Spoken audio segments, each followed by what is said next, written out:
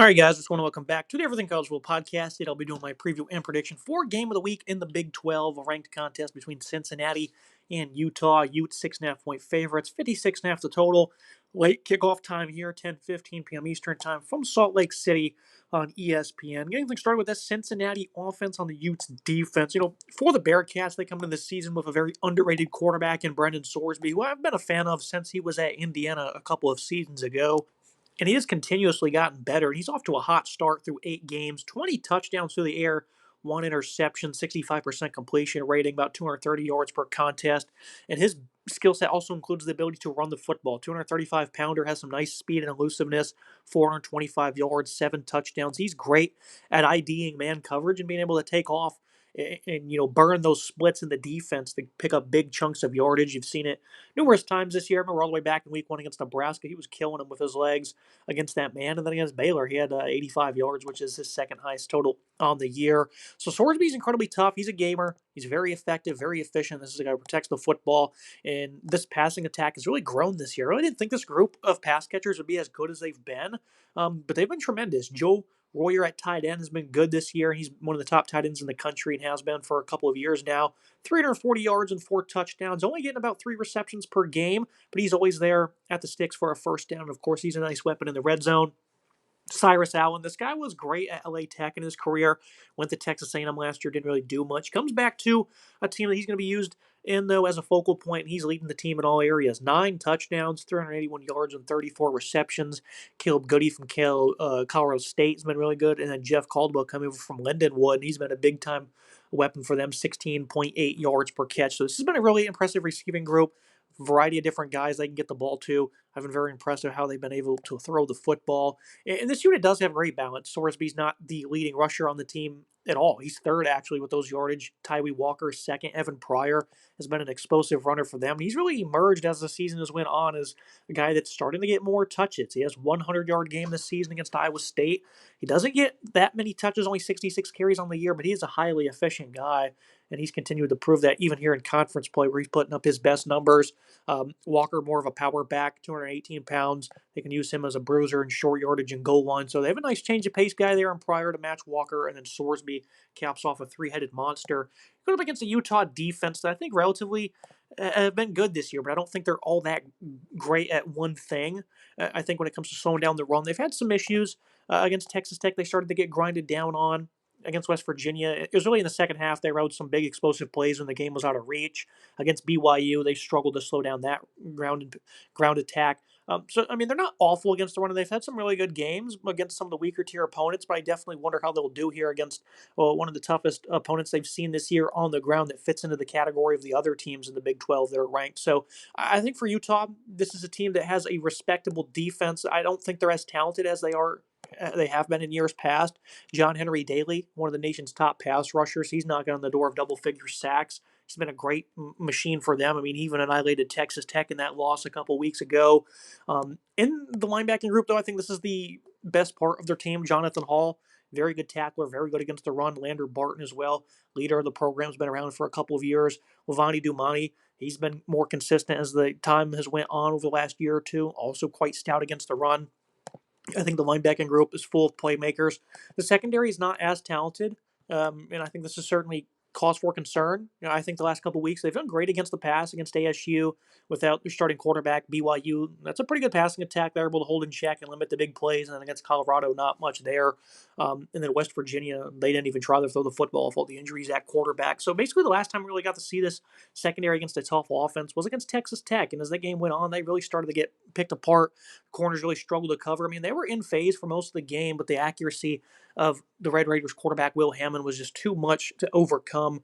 And I think Sorsby is a highly accurate quarterback as well. They're going to test these corners. Blake Cotton, Elijah Davis, Smith Snowden, who gets involved on offense a good bit, who's also been really good in coverage this year. You have a very good corner in the slot, Jackson Benny. I mean, this guy's tremendous, and he's been very good this season.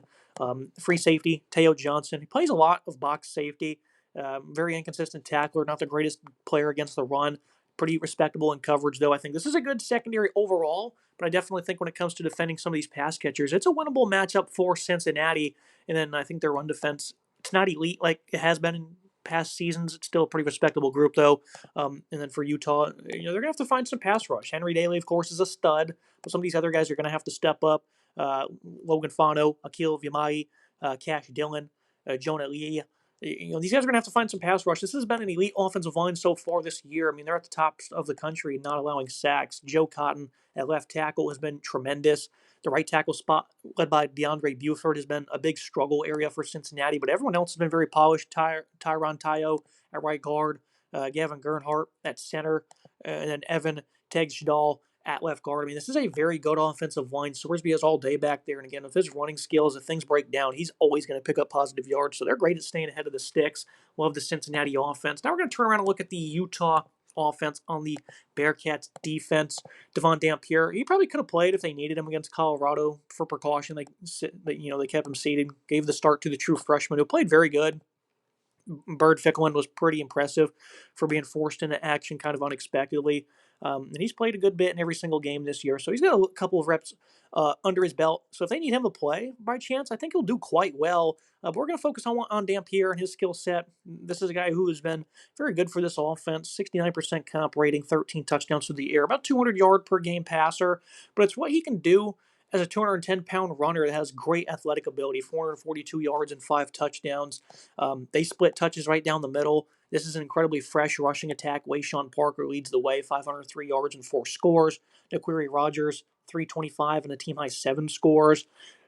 It's really those three who occupy the run game, but they, again, split it right down the middle, as they have a ground and pound attack that I thought would be one of the nation's best, and I thought historically it'd probably be one of the best the Utes have ever had, and that's how it is so far, because this scheme, Jason Beck has really been able to come in and tailor it around an elite offensive line with size, and then the skill to have a quarterback running the football, and they've just been great. 422 yards against Colorado and 4 touchdowns. That's a pretty respectable defensive line they did that to. Same with Arizona State. That is also one of the top run defenses in the entire country over the last 2 years, and they blitzed them, 276 yards and 6 touchdowns. Texas Tech, though, did have their number. That was a matchup I thought that they could handle, and they didn't do well against it. Only 101 yards, could not break free. Put that game behind them, though. That's the only time they really struggled on the ground. This is still a rushing attack. It's going to be very good, especially in this matchup. It's not a tough one. The Cincinnati run defense has been, below average, 141 yards per game allowed. No one has really teed off like the Utes have. I mean, they've only given up one game of 200 plus rushing, but in terms of efficiency, other teams are able to put up about a good 4 yards per carry.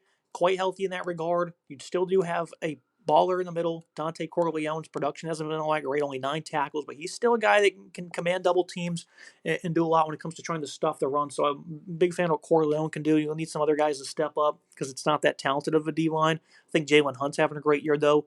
Micah Coleman's respectable. Marquaz Parker as well coming off the edge. So it's not a team that really has much of a pass rush. I'm not sure if they're going to be able to generate much in this game. Corleone is really going to have to do damage from his defensive tackle position, though, to give this defense a shot of disrupting the rushing attack. I love what they have at linebacker, though, coming into the year. I thought it was one of the more underrated linebacking groups in the country. I think they're playing incredibly well. Jake Golday is your top producer. He's a standout player in all regards, especially when it comes to his run fits. Very impressive in that regard.